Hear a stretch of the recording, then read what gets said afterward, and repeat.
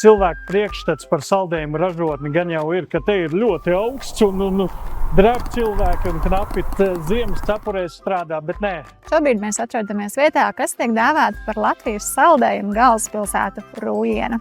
Būt vietējiem Latvijas ražotājiem nozīmē pēc iespējas izmantot šeit iegūstamo resursu gan izēvielu ziņā, gan darba spēka.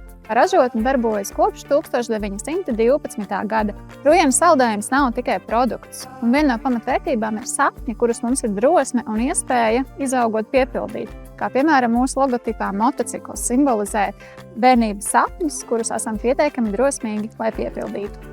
Rūjienas saldējums ir īpašs. Mēs spējam ražot ne tikai lielisku dzērveņu saldējumu un plombīru saldējumu, bet spējam arī veidot inovācijas kā minimalts vai minimalts big saldējumu un to visu apvienot vienā ēkā.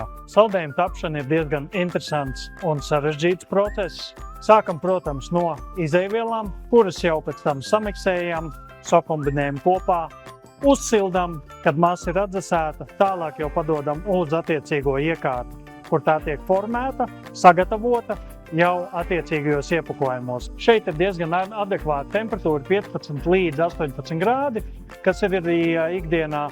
Karstākajās vasaras dienās tiek saražots ļoti daudz saldējums, bet vienmēr šķiet, ka tas ir nepietiekami. Ar veikalu tīklu Top sadarbojamies jau daudzus gadus un vēlētos teikt, ka šī sadarbība ir ļoti veiksmīga. Un ar katru gadu veikalā Top nopērkamies Rūjienas saldējumu skaits palielinās, par ko esam pateicīgi un ceram arī uz turpmāku veiksmīgu sadarbību. Es vairāk lepojos, ka mūsu iemīļotākajiem produktiem esam spējuši gadiem ilgi noturēt nemainīgi augstu kvalitāti un joprojām lepojamies ar daudz lojāliem klientiem.